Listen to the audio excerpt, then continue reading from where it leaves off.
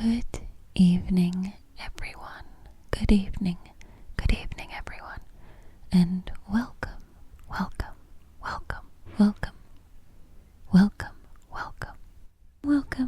to AZMR. AZMR on Zed Digital. This evening, I would like to start the show by acknowledging the Jagera and Turrbal peoples as the traditional custodians of the land on which this program was created. I would like to pay respects to their elders, past and present.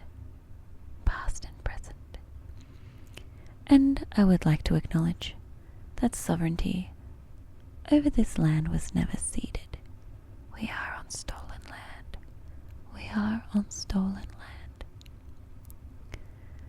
Thank you, everyone, for tuning in tonight. We got a bit of a cute show lined up for you. It's gonna be a cute time. Hopefully, it's the kind of cute time that helps you fall asleep pretty quickly, and then you miss most of it, because that's the goal. I think. We are now on episode 4. Thank you for coming on my ASMR journey with me. Episode 4. As usual, you can catch all the previous episodes, well, for the last 6 weeks, but we've been going for less than 6 weeks, so all the previous episodes, 1 through 3, on the 4ZZZ On Demand website for zeddigital.org.au/program/AZZMR. You can go back and listen to the previous episodes, and maybe you'll listen to them all in a row. I don't know. Maybe they'll get better. Maybe they'll get worse. Ooh, I hope I'm not getting worse at this. I'm going to use a combination of soft-spoken and whispered ASMR tonight. Please let me know if you like one better than the other. I do have an episode that is completely whispered. Episode 1. And then I think the next episode 2, was completely not whispered. All soft-spoken. So, we're just trying things out. But I think a combination of the two has been working. And hopefully it sounds nice on the radio airwaves. We have social media on the normal social media platforms. Instagram and Facebook. It's AZZZMR.4ZZZ on both those platforms. Head over there, give us a little follow or a like or whatever, and hopefully we will be posting some bonus content up there soon when I get my shit together. Everyone, I don't know if you've noticed this yet, but I generally do not have my shit together.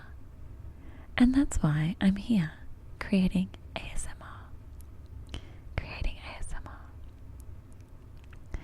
On tonight's episode, we have a reading of an article in the 1976 Architectural Review magazine. It's a little bit sassy, but not as sassy as reviews we've read in the past. If you'd like to go and listen to those reviews, I think they're on episodes 1 and 2, where we have previously read from the Architectural Review magazine. We also have, I read through the entire Banjo-Kazooie instruction manual from Nintendo 64. So that was a little bit of a blast to the past, because I really, really like that game. It's a good game, and it's an interesting instruction manual. As interesting as reading an instruction manual from cover to cover actually is. But I do think that I used to do that when I would get games. I don't think they come with instruction manuals now. But when I would get games, I would read the instructions cover to cover before even starting the game usually. Or maybe while my brother was playing or something. So that I really got the feel for it. We have shuffling, and dealing of some playing cards that I got from Netherworld, which, if you don't know, is a bar in the valley, in Fortitude Valley, that has arcade games and Nintendo games consoles and board games and all sorts of beverages, and also a karaoke section. So, pretty good venue, I do recommend. Oh, and I think that they're a 4ZZZ sponsor. Good. We have a guided relaxation segment. To help you drift off to sleep. And of course, we'll be finishing the evening with some gentle piano music. To help you drift off to sleep. So thank you for tuning in tonight to AZMR on Zed Digital. Thank you for tuning in, and let's get stuck in. Okay, we're going to be reading an article out of the Architectural Review magazine.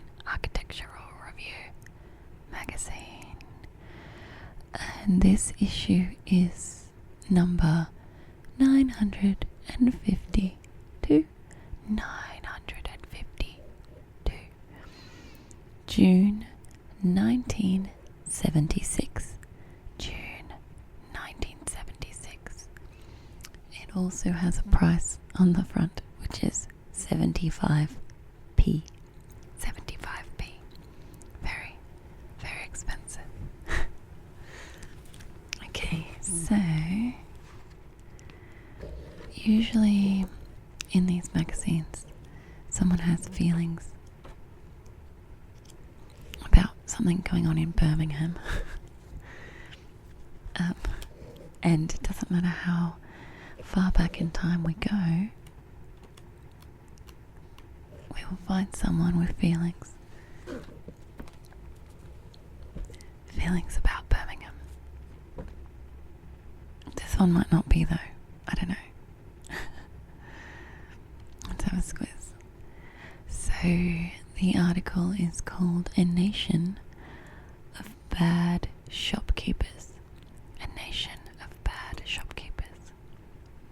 Actually doesn't say who wrote the article, whether it's our good friend Harry or, I don't know, someone else. Okay, A Nation of Bad Shopkeepers. In 1951, the Festival of Britain's South Bank exhibition was described as a tonic to the nation. In 1851, the Great Exhibition celebrated the triumphs of trade and industry in a pavilion that earned for itself the popular title of the Crystal Palace. Today, 25 years after modern architecture's festival apotheosis in London, a major national building opens in Birmingham to put Britain's trade on show to the world. It bears the proud title of the National Exhibition Centre, and, by chance, it opens in the same year as another building which also bears the national ticket, the National Theatre. We do not wish to prejudge the National Theatre, but anyone can see with half an eye how very different the two buildings are in concept. Both, we may safely assume, work admirably in terms of material function, but whereas the National Theatre has been conceived as a work of art, as a building which deliberately transcends its practical purposes, the National Exhibition Centre has been conceived strictly as a machine for exhibiting in. There are two issues at stake here. The first is architectural. Is the British functionalist idiom capable of producing what is wanted in a building of this sort? In architectural terms, the centre is in the line of Edward Mill's own contribution to the South Bank, the administration building. It represents a straight applying of industrialized building technique to a circulation diagram. There is nothing disgraceful about this, as there is, for instance, about the interiors of the adjacent hotels, not by his hand. But equally, there is no joy. In 1951, we confidently expected that this approach would turn us on. Now, in 1976, we know that it never will. The second issue is political. To be fair to Edward Mills, the National Exhibition Centre was fettered from the start by financial restriction. We do not contest the decision to place the centre where it is, and we applaud the initiative of Birmingham business interests in putting up the money to get something done. But we can never forgive the British government for failing to see that it was not enough to give Birmingham the go-ahead without also giving the added funds required to make the building of national quality. In the long term, architecture, real architecture, is the best investment in the world, but it is expensive, and buildings of national standing must not be expected to give the quick and ample return which financial convention requires. What have we got for our pains? A visit to a National Exhibition Centre should be a great experience in its own right. This is no abstract value, appreciable only by art critics, but something experienced by ordinary visitors, and worth millions of pounds per annum to exhibition sponsors. But a visit to Birmingham is unmemorable and suggests the mean temporary shifts of a nation which has been long governed by blind men. There's a caption for the photographs, putting the nation's taste on show, the centerpieces of a recent exhibition, top, and an example of the melange style inside the new hotel at the National Exhibition Centre. It used to be said that at least the English were good at gardening. Well, seems like this author has some feelings about the National Exhibition Centre in Birmingham. I'm starting to feel like Birmingham is where all the architecture critics go when they want to complain about something.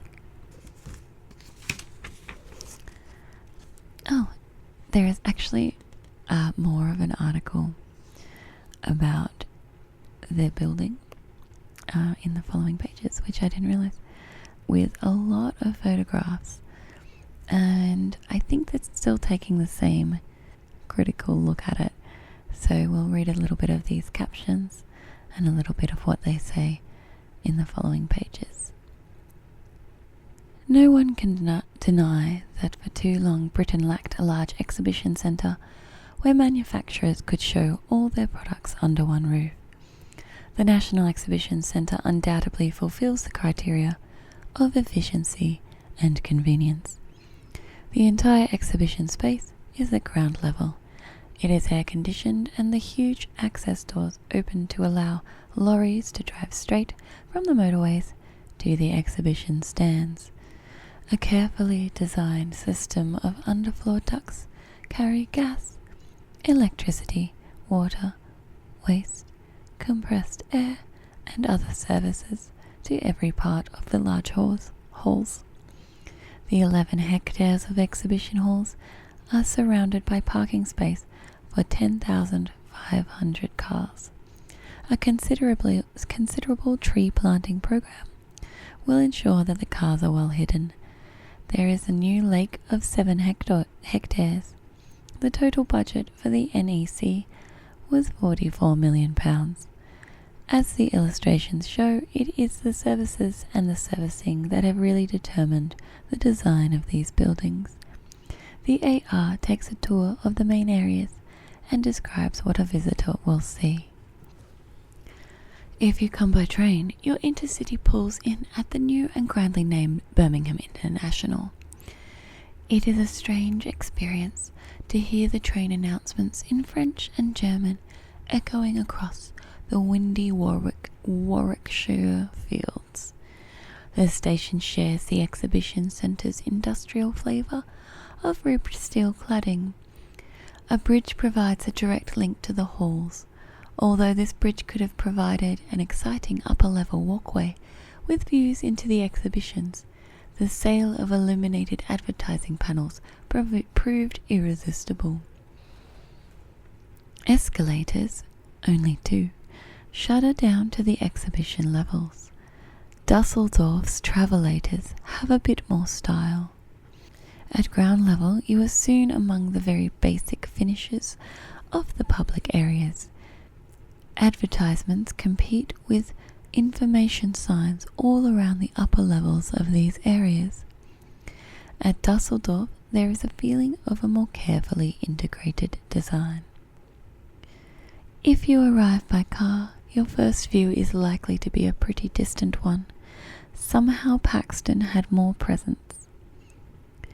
Car parks are spread out so that everyone has to be driven to and from the car parks in shuttle service buses.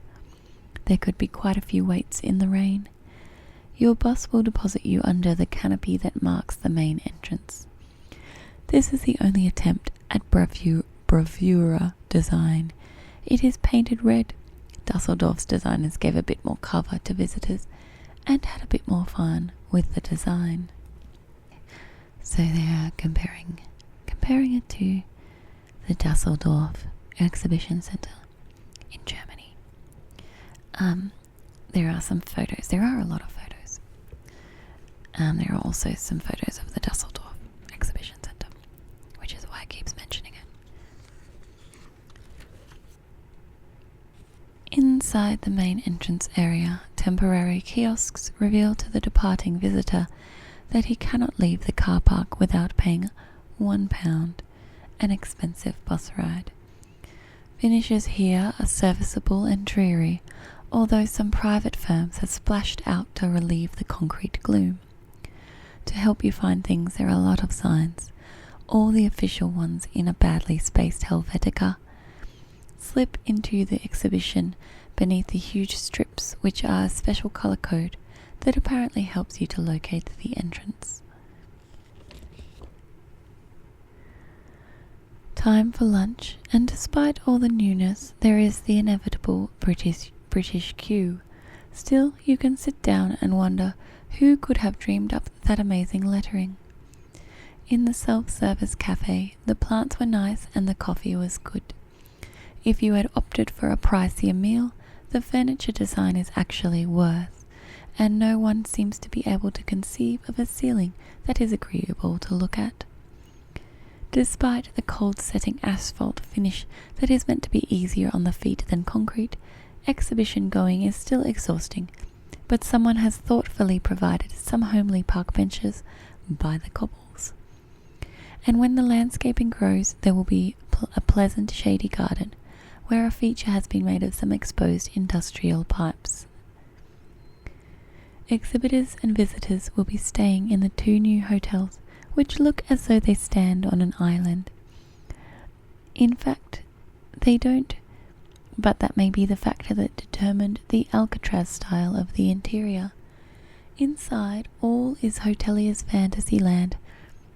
The main entrance hall has that curious feeling of an air terminal furnished with bizarre fake antiques. The corridors take whimsy to fantastic heights to allow you decoy glimpses through plant-fringed openings into the Toy Town coffee shop. The main restaurant is a mixture of trellis, drapery and bogus furniture. A corner of the main reception area sums up all that is wrong with the design of this hotel. Everything is there in one room, under the suspended ceiling, with its air conditioning outlets, sub-colonial bamboo furniture, out-of-scale brass table lamps, marble-topped Victorian tables, and strips of applied period decoration over a textured wall covering. It's an essay in the melange style.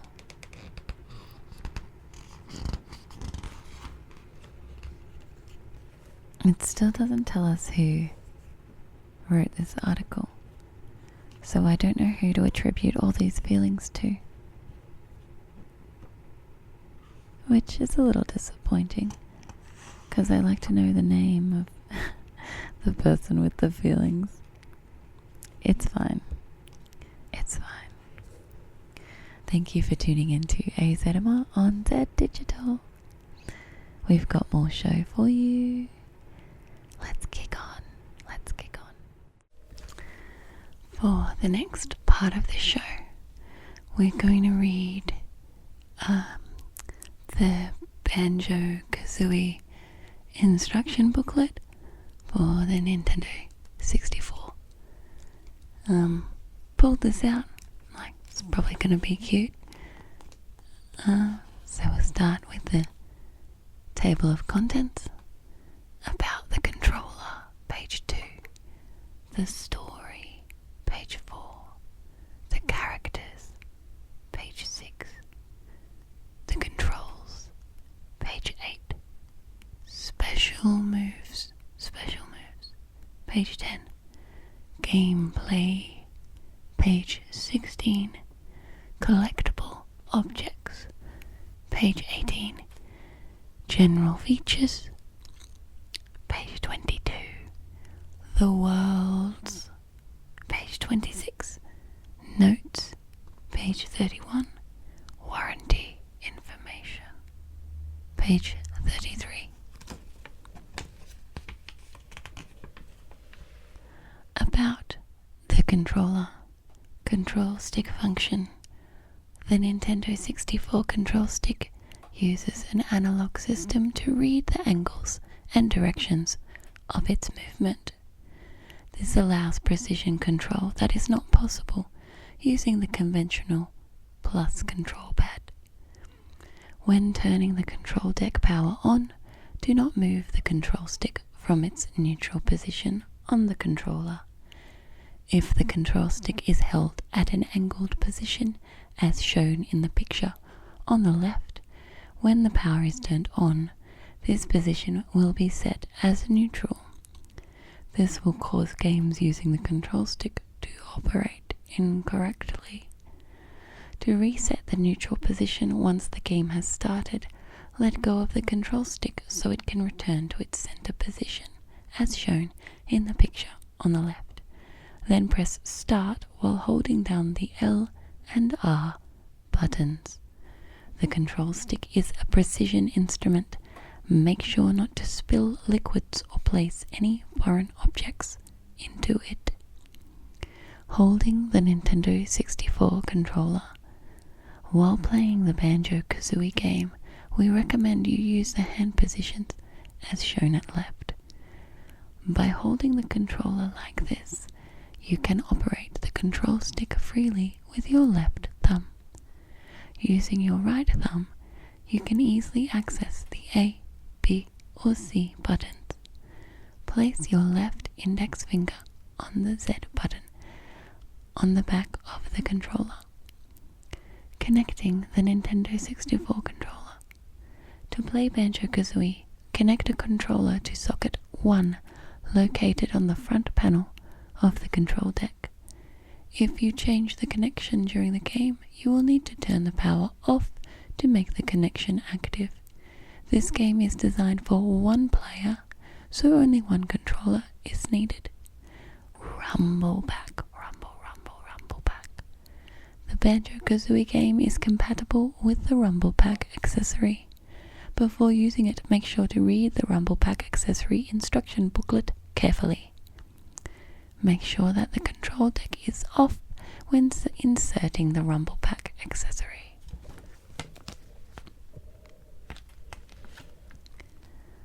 The story. At last, the dirty green and blue smoke was beginning to clear. Gruntilda stood at the topmost window of her lair, grinning wickedly down on her latest world. Tiny creatures far below, she cackled. Which of you'll be the first to go? The witch rubbed her hands in glee at the prospect of putting her favourite invention to good use. It was her pride and joy, a machine that could suck the physical beauty from its victims for Gruntilda to absorb like a sponge. And it would certainly teach her cutesy sister Bruntilda a lesson. How dare that interfering do-gooder inherit the family good looks and leave Gruntilda, well, slightly disadvantaged in that department. Ha! Not any more, gloated the witch, picking her nose smugly. Not any more. Turning back to the bubbling cauldron, Gruntilda began to cast the spell which would reassure her that she was, of course, the most wonderfully attractive creature in this bright new world. Meanwhile, Tooty was skipping home through the sunny fields of Spiral Mountain. As she reached the garden gate, a pair of blurry eyes that could only belong to her good friend Bottles popped up from a nearby molehill. "Morning, Tooty," he blinked, uncorking himself from the hole. "And what are your plans for this fine day?" Tooty jumped up and down excitedly, remembering Banjo's promise. "Oh," she squealed, "when my lazy brother gets out of bed, we're going on an adventure." "That's nice." Bottles squinted up at the sky. "Hang on, isn't that your brother up there?" Tooty turned and saw an odd shape swooping down towards them at high speed. "No, that can't be Banjo," she said, frowning. "I wonder who it is. Sweeter than me? Prettier than me?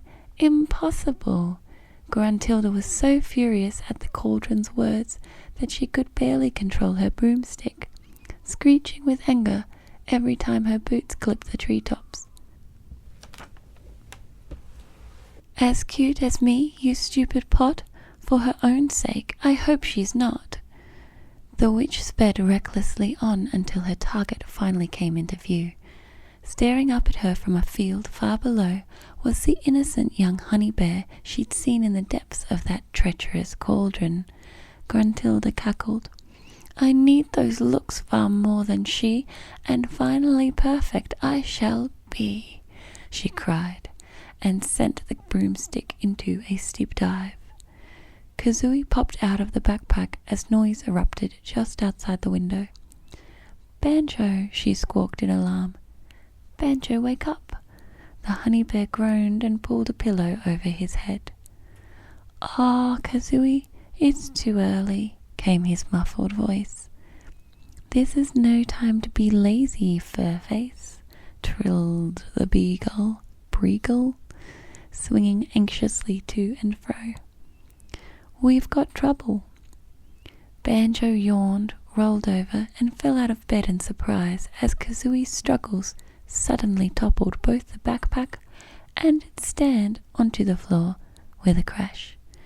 At the same time, a sudden gust of wind blew open the curtains, and beneath the peals of manic laughter fading into the distance, Banjo heard the helpless cries of a voice he recognized. "Tooty!" The bear gulped, realizing that this was definitely going to be one of those days. Kazooie, what are you doing down there?" he said in confusion, grabbing the backpack as he bolted for the door. "This is no time to be lazy. We've got trouble."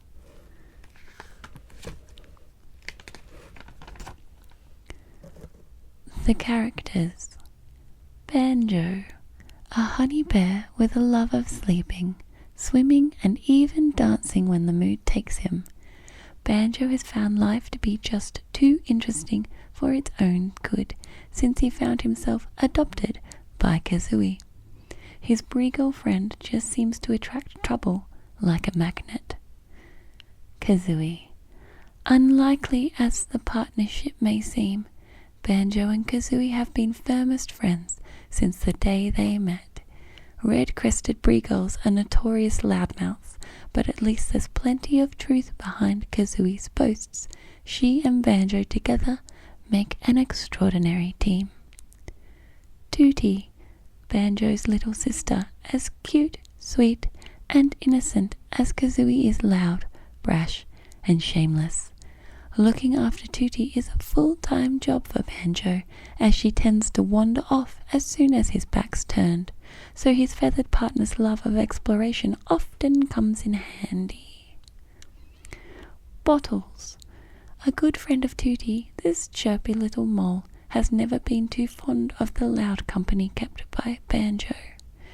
Under the circumstances, Bottles will do all he can to help, even if that means putting himself on the receiving end of Kazooie's raucous banter.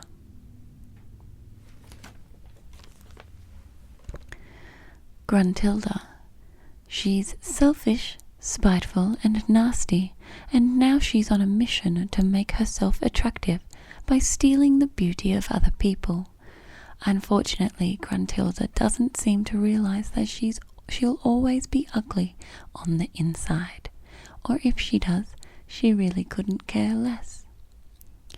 Brentilda. The witch's sister is her opposite in every way, and a far better person for it.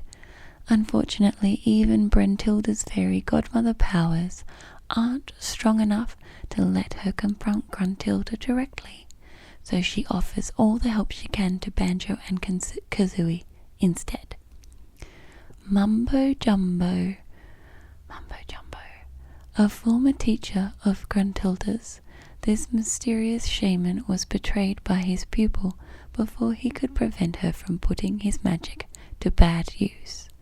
The witch transformed Mumbo's face into a mask of horror to remain that way until the day she's overthrown.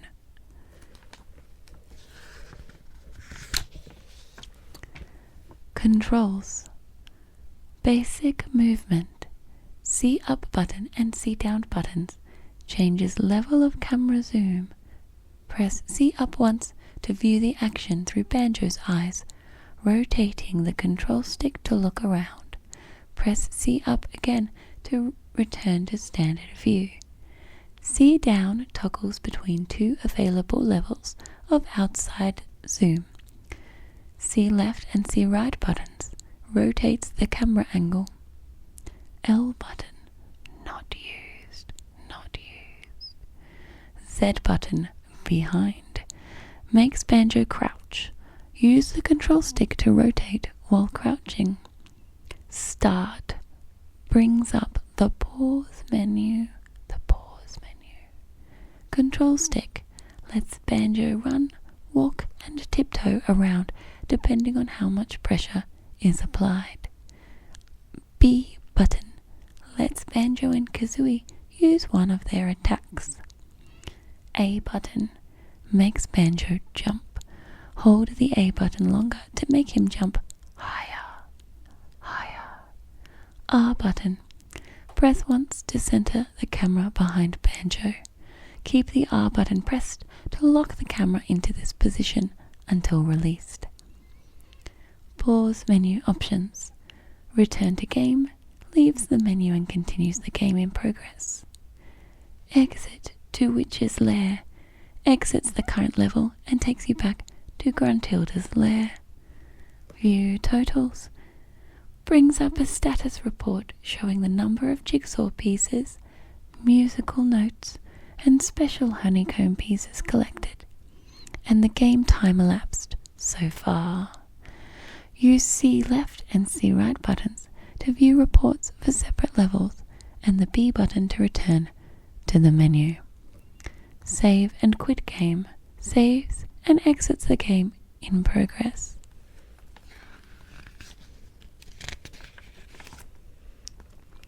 Special moves.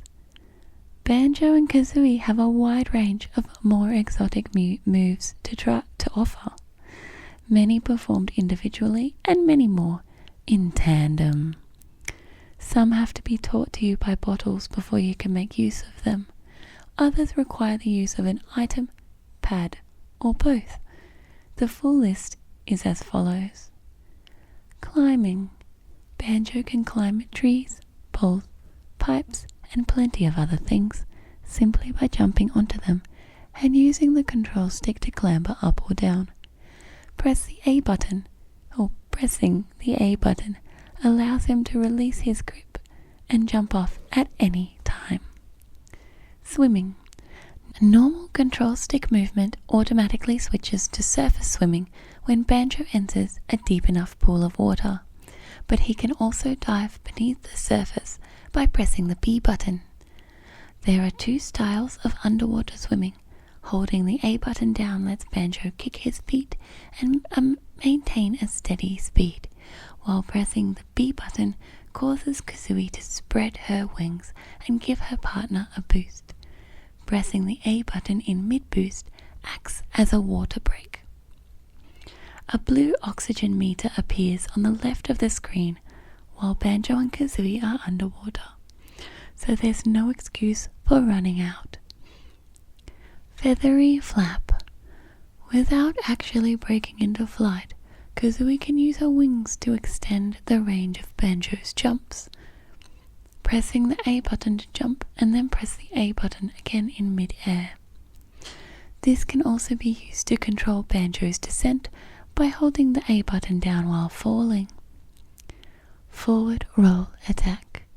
A powerful running attack where Banjo dives and tumbles into an enemy. Just pick up some speed, then tap the B button to launch the attack. Rat-a-tat-rap.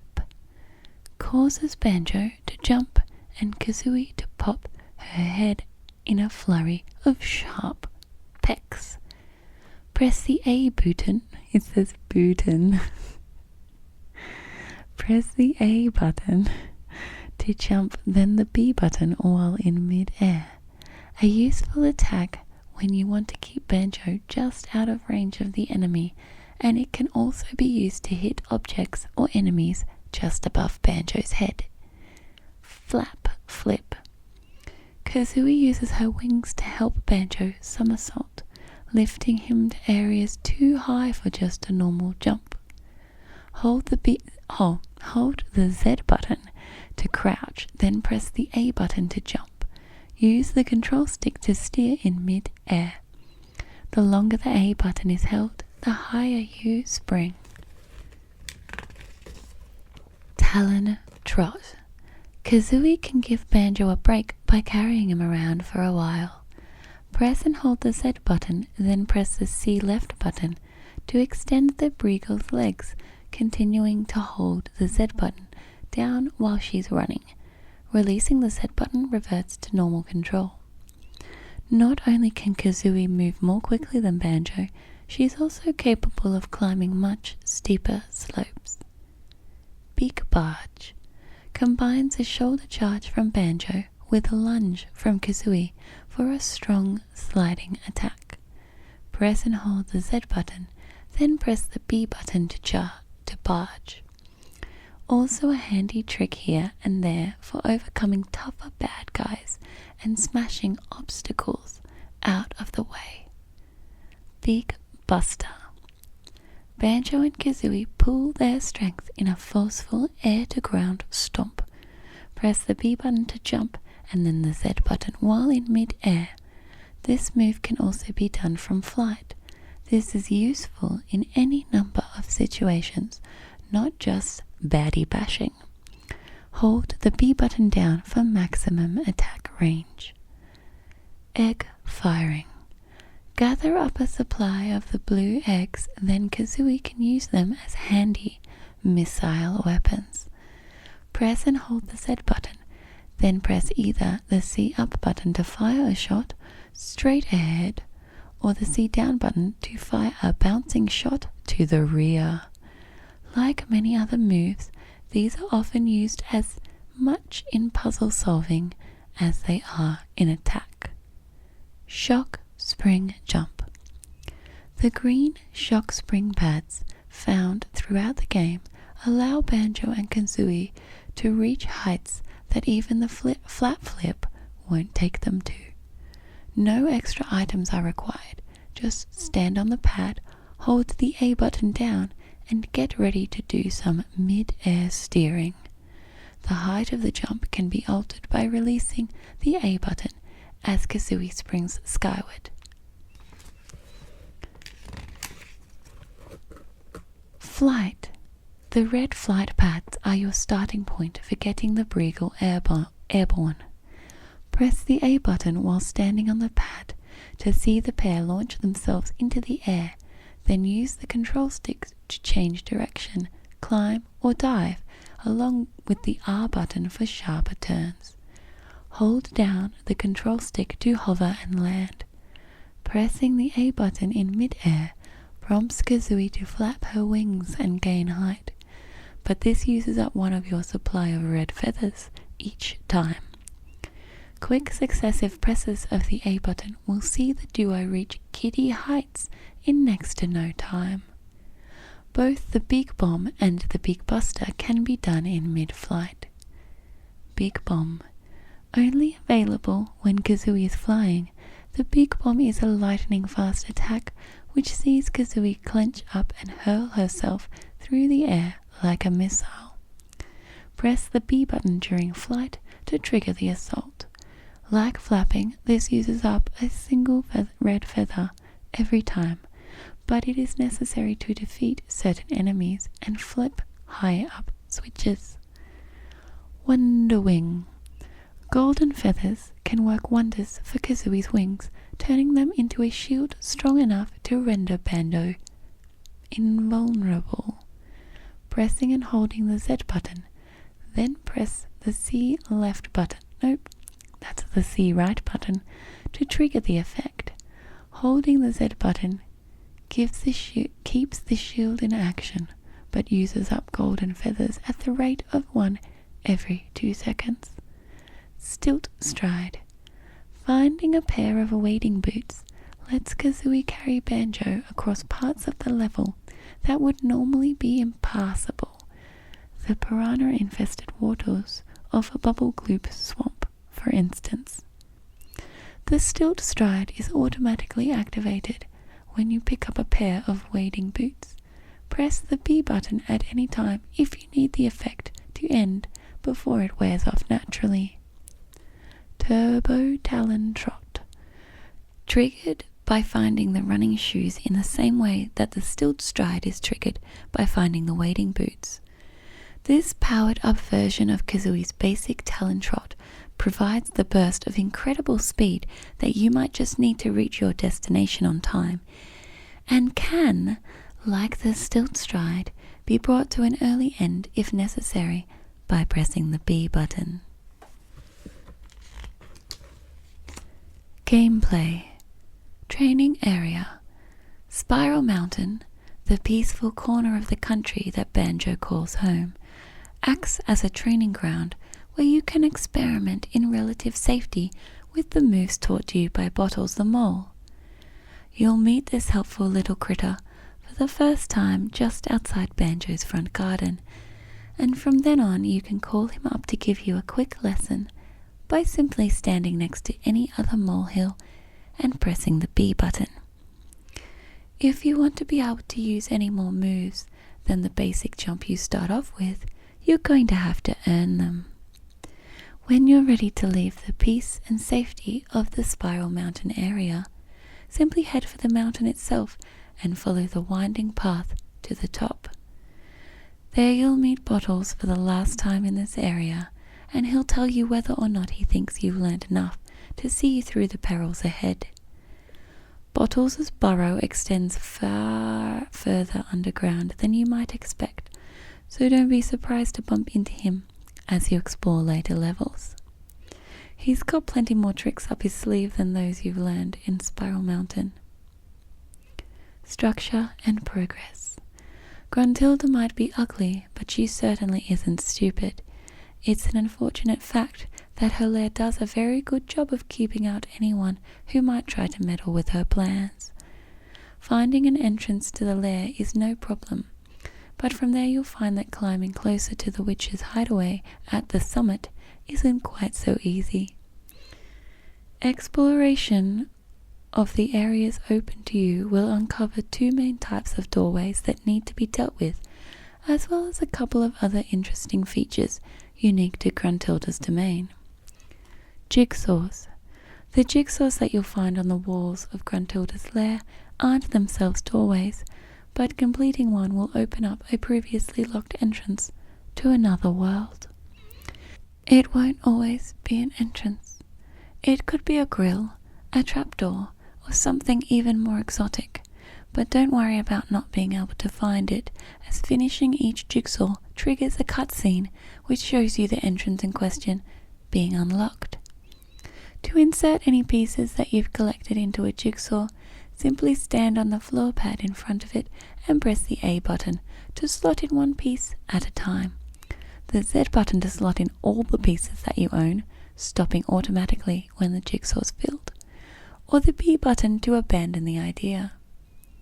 Pressing the C down button will remove a piece at a time, but only from unfinished jigsaws. The number of pieces missing varies from one puzzle to the next, beginning with just one for the first, but rising quickly after that. Note doors. Note doors. Easily recognized by the musical note engraved upon them, the note doors provide your only way through the inner sections of Gruntilda's lair and the new jigsaws to be found there.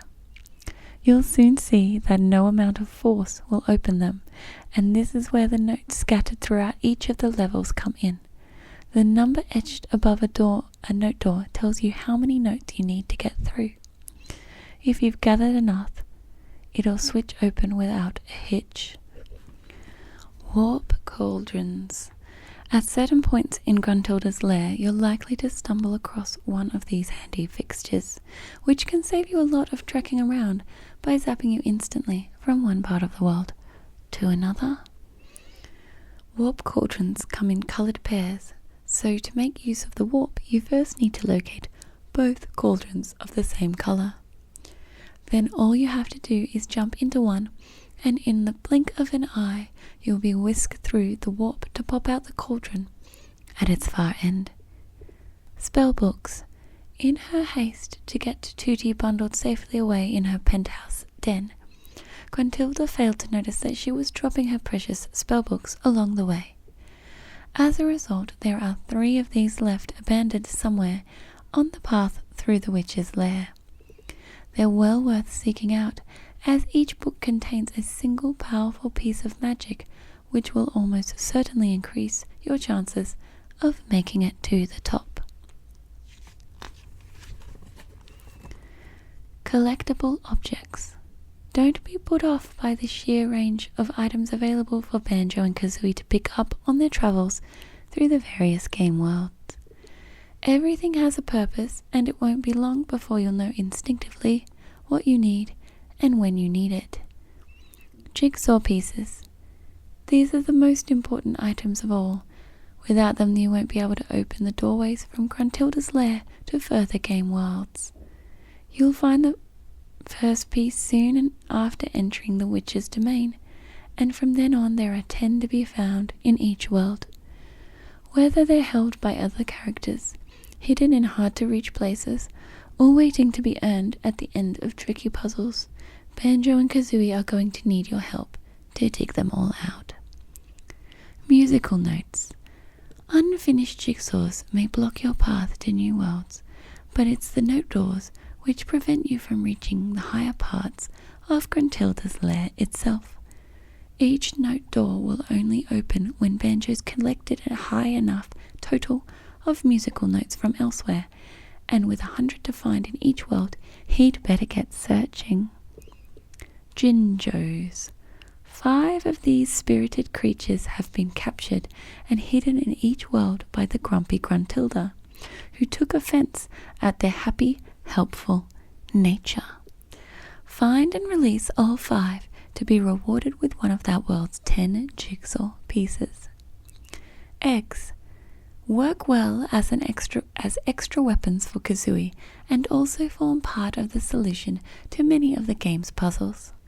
Eggs are generally found in small groups, and it's worth stocking up on them when you get the chance. But remember that ammo space is limited. No more than 100 can be carried at any time. Red feathers. Kazooie's quite capable of flying, but with a weight like Banjo's to carry, she'll need all the help she can get. After launching yourself from the flight pad, press the A button to make Kazooie flap, trading one of your feathers for a boost in height. 50 is the maximum number of red feathers that can be carried. Golden feathers. These are such valuable items that no more than 10 can be carried at any one time. They allow Kazooie to shield Banjo with her wings, making him temporarily invulnerable. Unlike the red feathers, which are used up one at a time, your golden ones form a total, which ticks slowly down as you expel their power. Mumbo tokens. Gruntilda has snatched away Mumbo's entire collection of these skull-shaped tokens, and he can't help you with his transformation magic until you retrieve some of them for him. A sign in his hut will tell you the current cost of a spell. Extra lives. Taking the form of golden Banjo statuettes, these tend to lurk in the most obscure places as a reward for the devoted explorer. Honeycomb energy. Banjo's energy bar is made up of 5 segments, which are gradually worn away from contact with baddies and unsafe ground, or by falling too far. The only way to replace the lost segments is to collect honeycomb energy. 1 honeycomb usually comes as a reward for defeating a minor bad guy, while beehives house a full 3. Extra honeycomb pieces. Banjo's 5-piece energy bar can be extended by gathering special hollow honeycomb pieces. Several of these come as rewards for completing Bottle's training exercises in Spiral Mountain, and 2 more are well hidden on each of the worlds to follow. A 6-part frame appears at the bottom right of the screen when one of these pieces is collected, and finding enough pieces to fill the frame will result in 1 more segment being added to your maximum energy bar. Waiting boots. Bottles will be waiting nearby to explain the use of waiting boots, which are only found in worlds featuring terrain dangerous to Banjo and Kazooie. They'll protect the Breagle's long legs from harm. Just make sure you're on a safer ground when the effect wears off. Running shoes. Your mole friend will also brief you on these when the time comes, and as you'd expect, they grant Kazooie a few seconds of running speed well above her normal limits. You'll find that they're often used as part of a time-based puzzle. General features. While there are, of course, plenty of landscape features unique to each themed world, some will remain familiar in any and all situations. Pads. Shock spring pads. These green pads feature a bird's foot design to represent the extra jumping power that they provide. Read the special moves section for best results with the shock spring jump. Flight pads. Kazooie's launch pads are decorated with 4 red feathers and inevitably found high up in good takeoff spots. See the special moves section for full details on the art of flying. Start pads. These use our heroes' faces to mark the point of entry into a world. Obviously, there won't be more than 1 start pad per world. Switches. There are a number of different types and colors of switch to be found throughout the various worlds.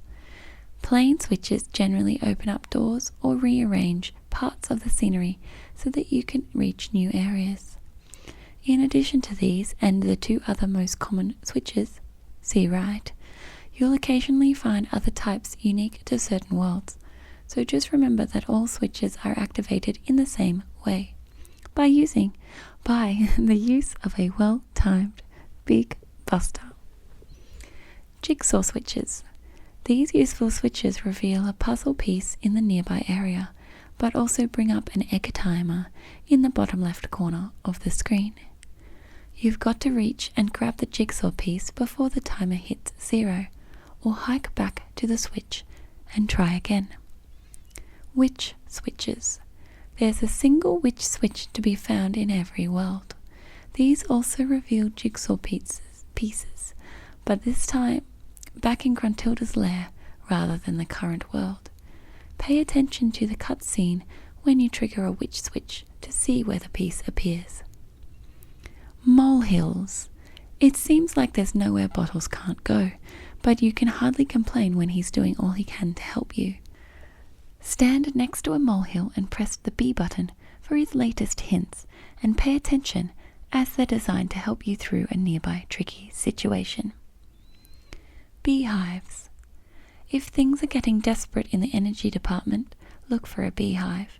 Smashing one open will reward you with enough honeycombs to restore 3 segments of your bar.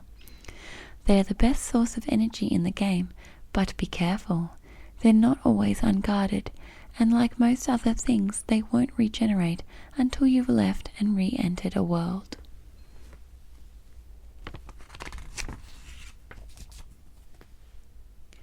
Mumbo's Hut. The shaman certainly gets around, and you'll find one of his holiday homes in several of the game's worlds. It's hard to miss that big gap-toothed skull look he's so fond of. Mumbo will be waiting for you inside his hut, but you won't get much out of him unless you've brought enough Mumbo tokens, as shown on the nearby sign, to earn yourself a burst of magic.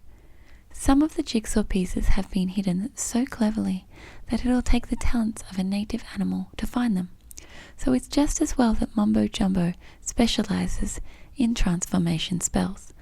Stand on the skull pad before him and press the B button to be zapped into the current level's creature of choice. Don't worry about being stuck in a different form, as it doesn't cost anything to have Mumbo remove or recast the spell once you've paid for it the first time.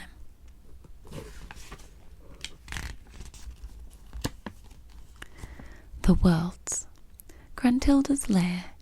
The colossal hag's head leering out over Banjo's homeland isn't much prettier from the inside, and it's no help that Gruntilda's idea of tasteful decoration is based around bigger pictures of herself. Still, at least the lair's a varied sort of place, with mossy caverns, twisting pipes, great tidal lakes, and even the odd burst of woodland, all clustered together in an eerie kind of harmony. Mumbo's Mountain. The first jigsaw door that you'll be able to open from the witch's den leads to this world, the shaman's home turf, which he's tried hard to protect from Gruntilda's spiteful magic. You'll find Mumbo in the village on top of the mountain, but don't leave without exploring the other miniature worlds in the valley below, particularly Conga the Gorilla's Patch and the towering termite mound. Treasure Trove Cove. A suspiciously lush world of sandy shores and sparkling waves, the cove plays home to such comically larger-than-life characters as Captain Blubber the incompetent pirate and Nipper the giant hermit crab. The minor inhabitants are less than friendly, as you'll soon realize when a horde of snapping shellfish and angry crabs come scuttling and bouncing down the beach towards you. Clanker's Cavern. Rusty old pipes and polluted pools of water certainly won't leave you with a false sense of security when you're in Clanker's Cavern, which is just as well because there are plenty of underwater challenges and vertigo-inducing moments to keep you on your toes. The star of the level is Clanker himself, Gruntilda's mechanical trash compactor, who's not particularly happy with the way his life's going. Bubble Gloop Swamp.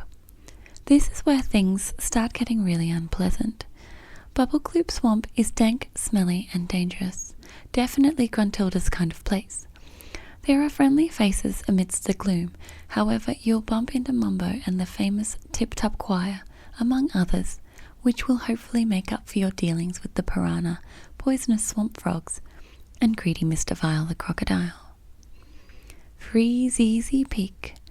The terrain is every bit as treacherous on Freezeezy Peak, where a misstep on an icy slope can send you tumbling into a lake so cold it stings. Stay alert though, and you'll only have to deal with missile-hurling snowmen, speeding sledge stunts, and a bizarre fairy light odyssey from box to tree.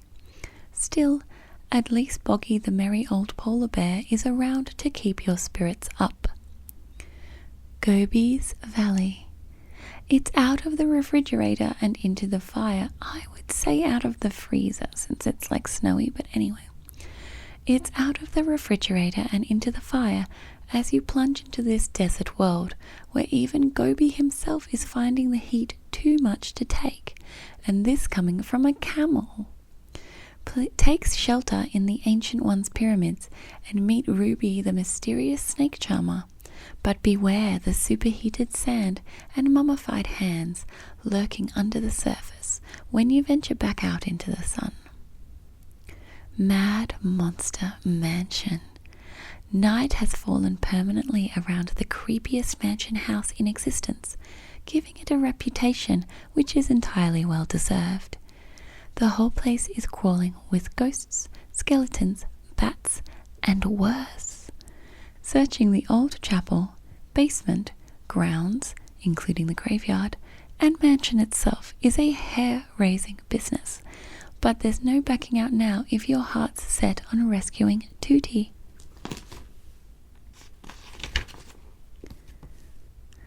Rusty Bucket Bay. The cackling old crone has even got her own ship, though you'd be right to suspect that it's not the most cheerful vessel in the world. Everything on board seems to have a grudge against you, from the goblin crew right down to the very scenery, including the funnels up on deck and the crates in the cargo hold.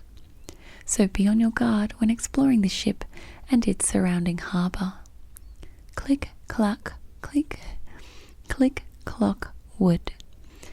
The last major world before you meet Gruntilda is one of the most challenging of all. At its heart is an enormous tree which can be visited during any of the 4 seasons, featuring different puzzles and secrets each time. Help Fat Nabnut, the squirrel, gather his nuts. Tackle the spiky problem of the wasp's nest and meet up with some familiar faces as you prepare for your final confrontation. And on. Should you manage to overcome the hazards of every world and make your way to the top of the witch's lair, you'll find that she certainly hasn't been lazy all this time. She's been beavering away on a special little surprise for her visitors, and nothing will have prepared you for the ultimate challenge that Gruntilda now throws at your feet. Notes. That's just a blank page. And then there's some warranty information. Cool. I feel like I don't need to read the warranty information because it went out of warranty like, I don't know, a couple of decades ago. So that's the Banjo-Kazooie instruction booklet for Nintendo 64.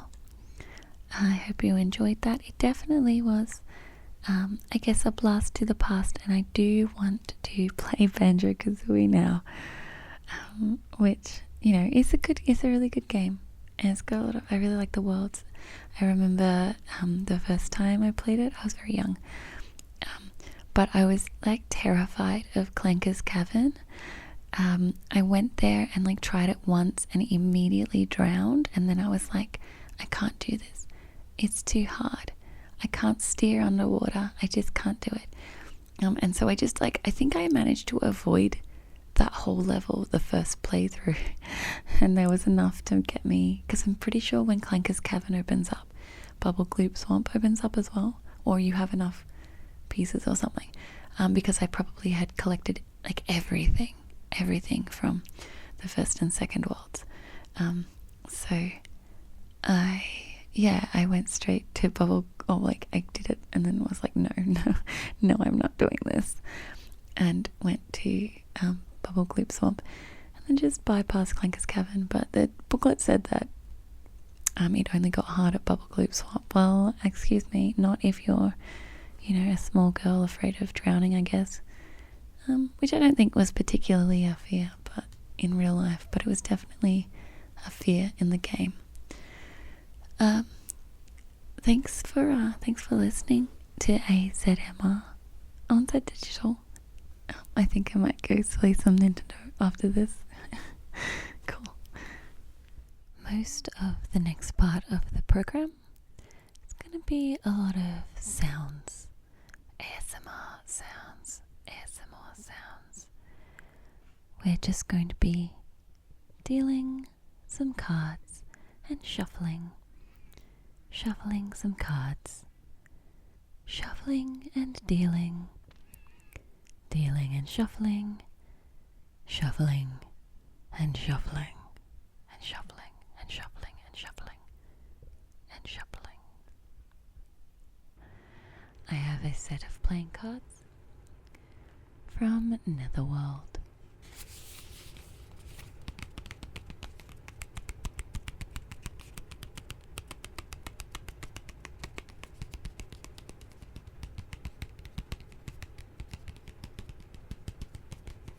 From Netherworld.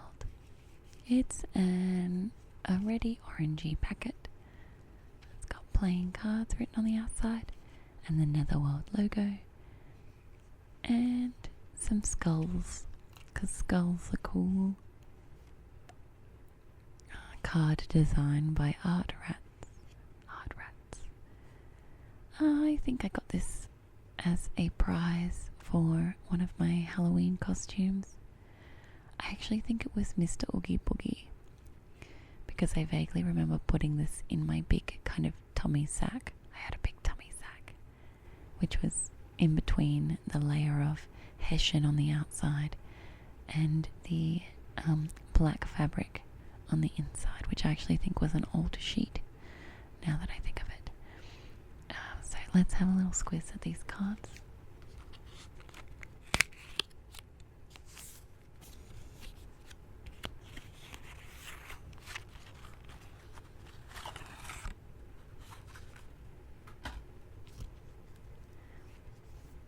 Oh, the pictures are lovely.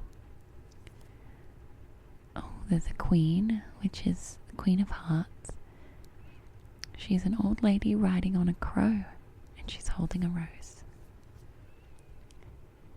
The Jack looks like a Grim Reaper, and he's riding on a snake.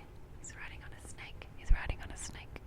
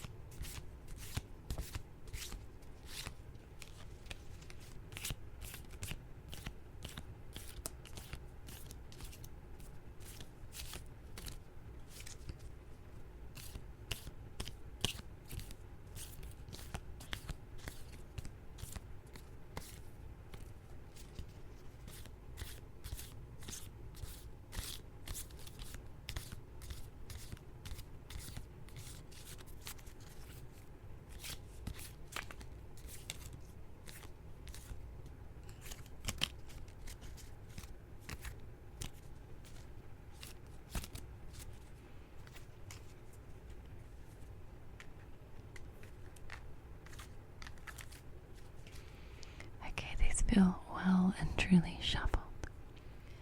I haven't taken the jokers out. So, I don't know, this will just have to be a game with jokers, but we'll deal them now.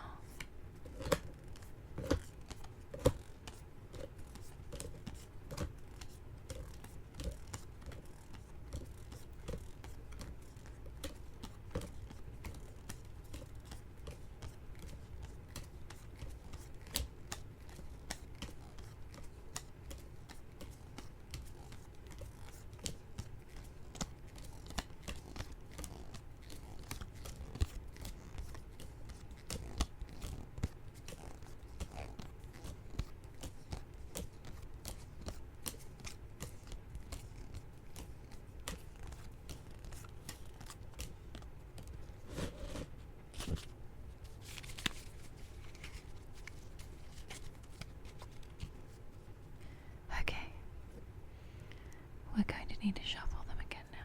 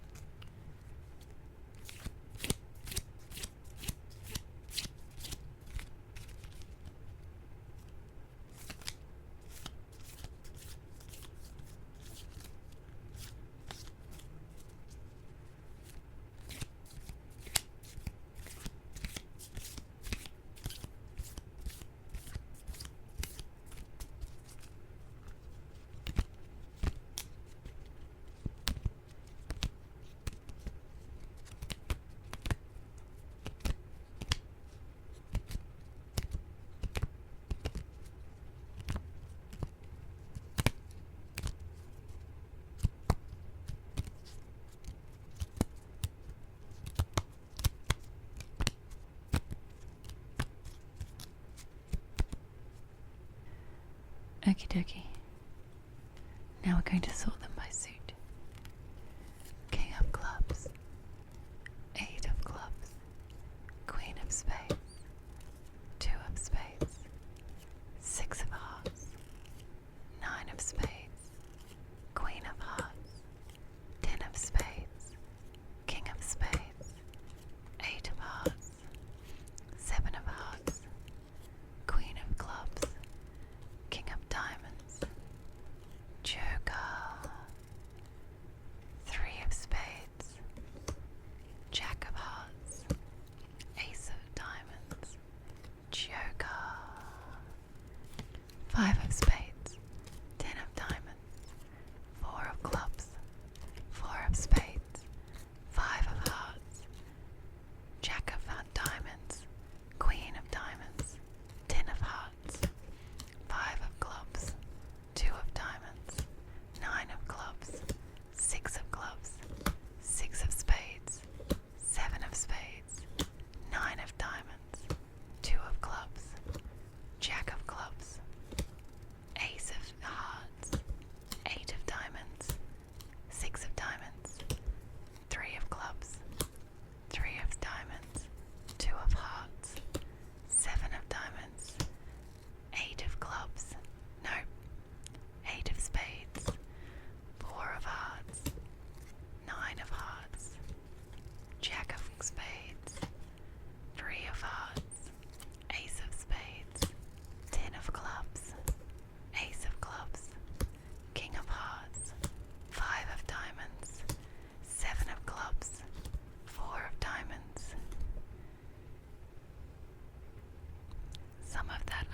maybe my shuffling wasn't so good.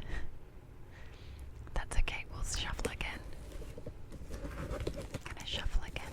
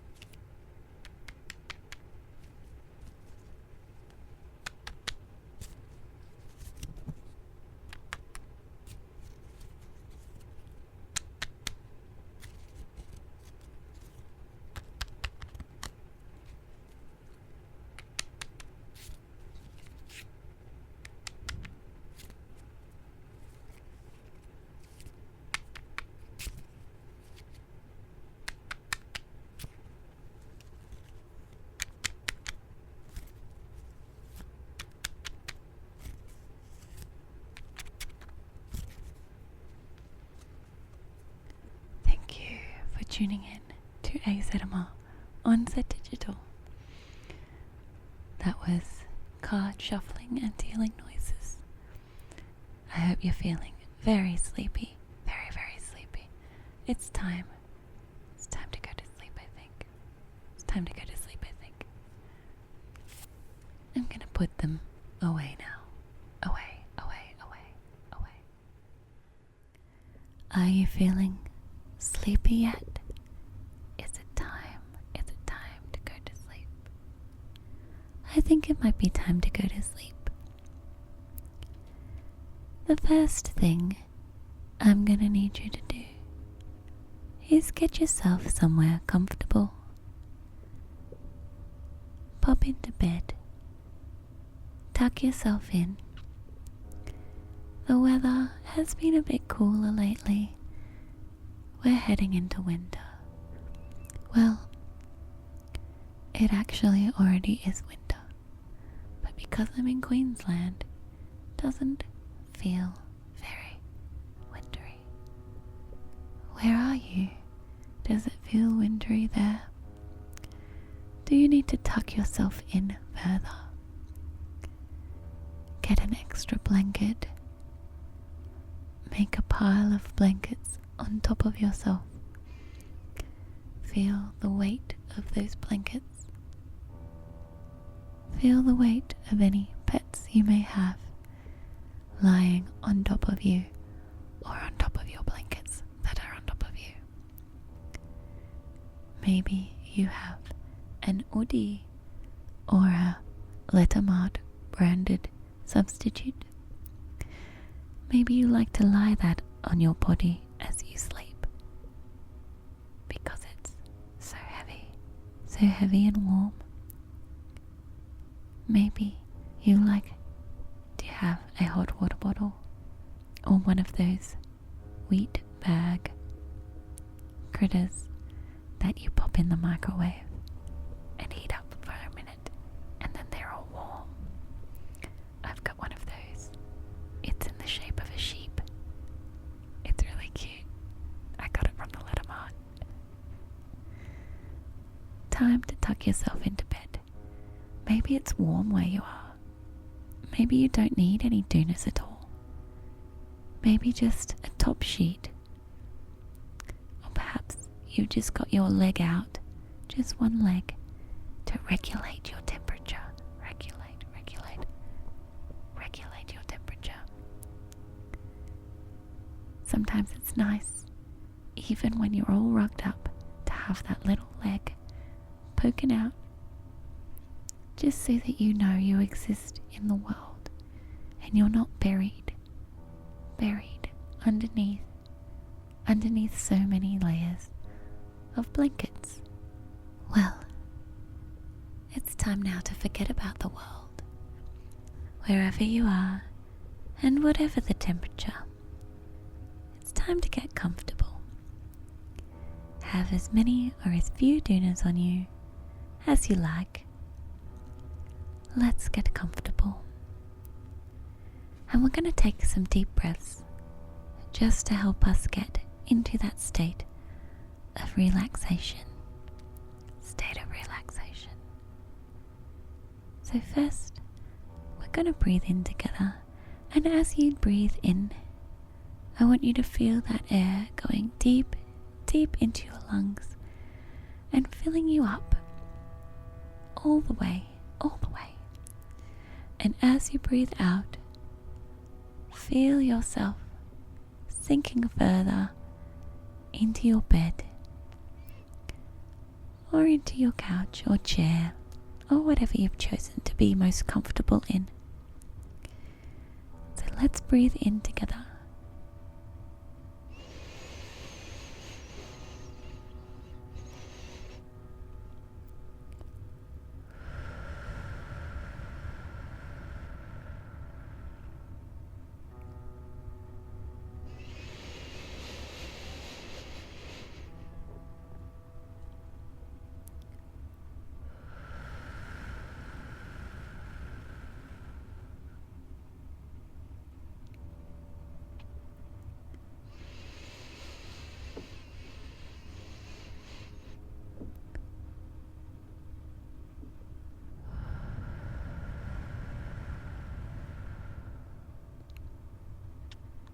Well done, everybody. Well done. I hope you're feeling much more grounded now. Now that we are all super duper relaxed, I want you to take a moment to think about each worry you've had today and then let it go.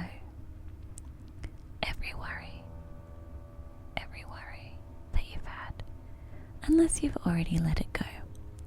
Don't bring up old stuff if you've already let it go. But quite a lot of the time, we're still hanging on to stuff when we go to bed. Still just hanging on to our stuff. So I want you to take the time to think about each thing for just one moment, and then let it go. What has happened in the morning? Were you running late? Were you stressed? Did you forget something? Did you lose your keys? Did you not brush your teeth? What happened first thing this morning that made you a little bit anxious? That maybe made you feel like you didn't start your day quite right? Well, tomorrow is a whole new day. Tomorrow is a whole new day. You're back to resetting for tomorrow. So it's time to let that go. It's time to let it go. It's time to let it go. What else happened today?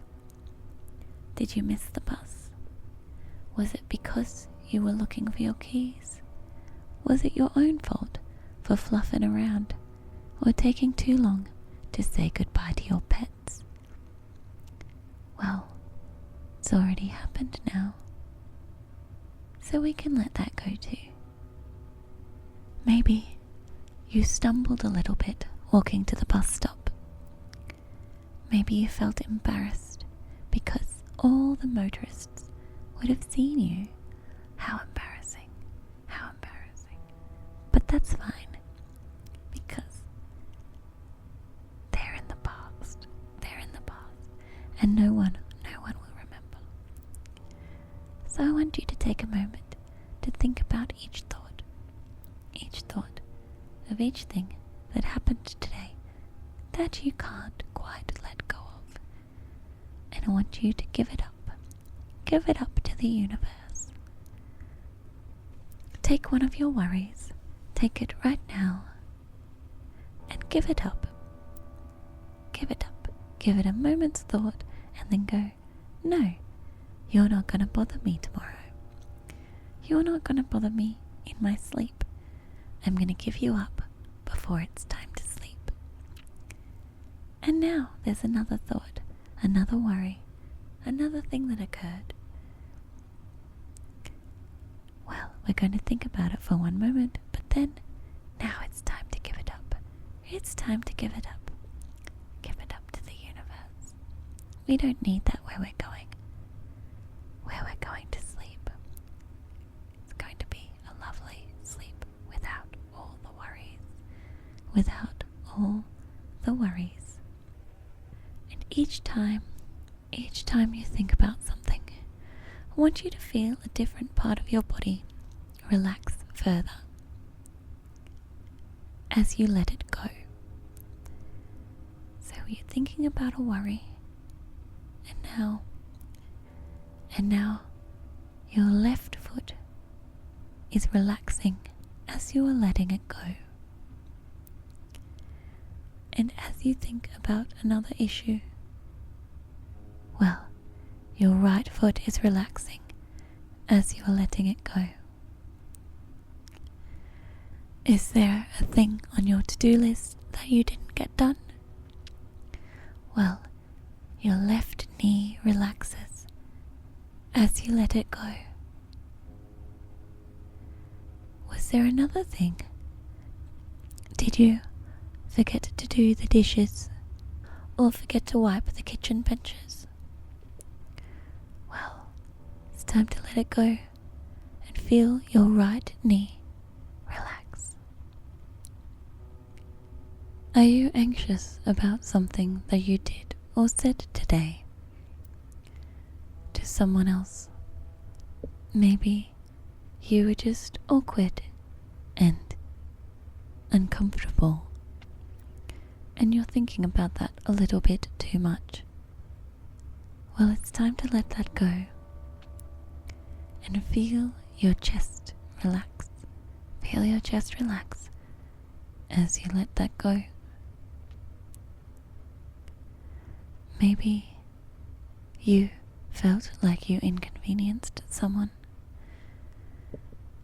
or asked too much of someone else. Maybe you felt like you pushed the friendship a little too much with a request. Well, don't worry, because it's time to let it go. Let it go and feel your hips relaxing. Feel your hips relaxing as you let it go. And maybe there's something bigger going on in your life that's impacting you a little bit more than usual. That might not go away. That might still be there tomorrow. But what we can do is we can let it go for tonight. And just remember that it will always be there tomorrow. So there's no need to take it to sleep with you. Don't take it to sleep with you. There's nothing you can do. There's nothing you can do. So we'll let it go until tomorrow. And just feel our arms. Feel our arms. Feel our arms become lighter and more relaxed as we do so. And so we keep relaxing each part of our body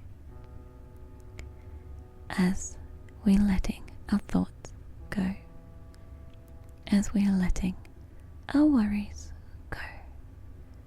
We've relaxed our right hand. Now we've relaxed our left hand. Our stomach is relaxed now. Our head sinks deeper into the pillow as we let the worries go. We let the worries flow out and into the pillow. We've felt our shoulders one by one relax as we let each thought go,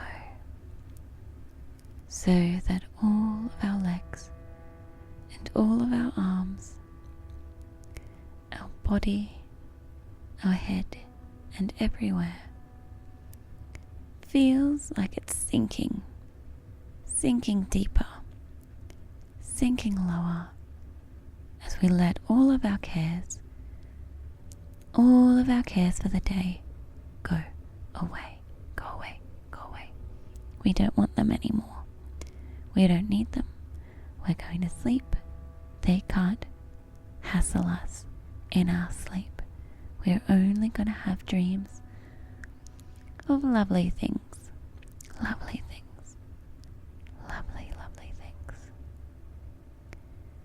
So now that we're feeling much more relaxed, now that we've let all of our worries go, all of them are gone. We've got none left. Our body is empty. It's free of worries. It's sinking deeper, but also feeling much lighter. How does that work? As we feel our body being freer of all of our worries, feeling lighter, feeling like we could be anywhere, we could go anywhere, we could do anything. Feel yourself drifting away. All your thoughts drifting out of your head, and into the universe, or into the pillow if you want to keep them close. All of the thoughts just leaving. There's nothing left to think about. And as we feel them going, we feel ourselves slipping deeper towards sleep. We've got nothing left to think about. We've got no thoughts left. Well, there's only one thing to do now, and that is to sleep. So as we drift further towards sleep, your body becomes heavier, your mind becomes lighter, and that's all that we've got left in us for today. That's all we've got left for today. So, we're gonna play some gentle piano just to see you into your dreams. Thank you for tuning in to AZMR on Zed Digital. Good night, everyone. Good night, good night, good night, everyone.